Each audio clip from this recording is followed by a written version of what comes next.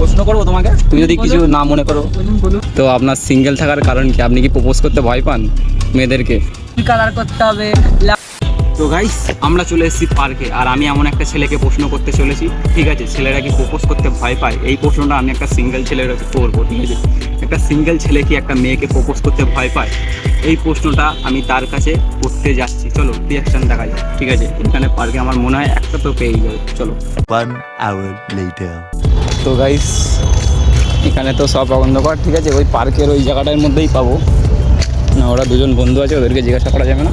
এই একটা ভাই বসে আছে ঠিকই।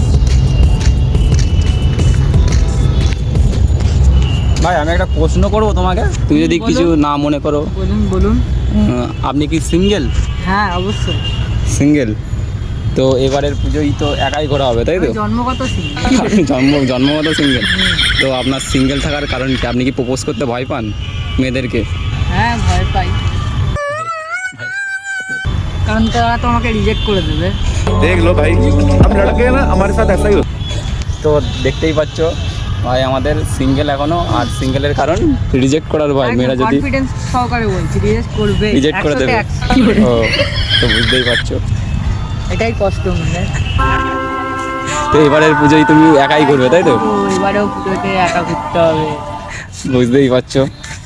তো সিঙ্গেল ছেলেরা সিঙ্গেল থাকার কারণ কি বলো তো? মানে কি বলে, লয়াল ছেলেরা ভয় পায় যে মেয়েরা যদি রিজেক্ট করে দেয়। আমার মনে হচ্ছে ভাইটা বিশাল লয়াল। তো ঠিক আছে, আপনারা আমাদের সামনে পুজো, তো আমি এই একটা কোশ্চেন করতে এসেছিলাম আপনাকে, যে সিঙ্গেল ছেলেরা কি মেয়েদেরকে প্রপোজ করতে ভয় পায়? সিঙ্গেল ছেলেরা এখনো কেন সিঙ্গেল আছে, সেটাই জিজ্ঞাসা করতে তোমার কাছে এসেছিলাম। তো অ্যান্সার পেয়ে গেছি। তো এই সিঙ্গেল ছেলেরা ছাপড়ি না দাদা, মানে লয়াল। আপনারা দেখুন, সিগারেট খাবে, মদ খাবে, বাইক নিয়ে ঘুরতে নিয়ে যাবে, ঠিক আছে? লোকজনের সামনে ছাবড়িগিরি করতে হবে, তোমাকে ছাবড়িগিরি চুল কালার করতে হবে, লাউড়া লাল, লাউড়া সবুজ, লাউড়া কালো, সব জায়গায় মানে উপর থেকে নিচ সবসময় তোমার কালো কালো চুল করতে, মানে কালার চুল করতে হবে, উপরে একটা তলারটা নিচে একটা সব। তো মেয়েরা তো এইগুলোই পছন্দ করে আজকাল। হ্যাঁ। তা আপনি কি করাবেন ভাবছেন? না, আমার দরকার নেই, আমার ওপর নিচে আমি কোনো কালারই করাবো না।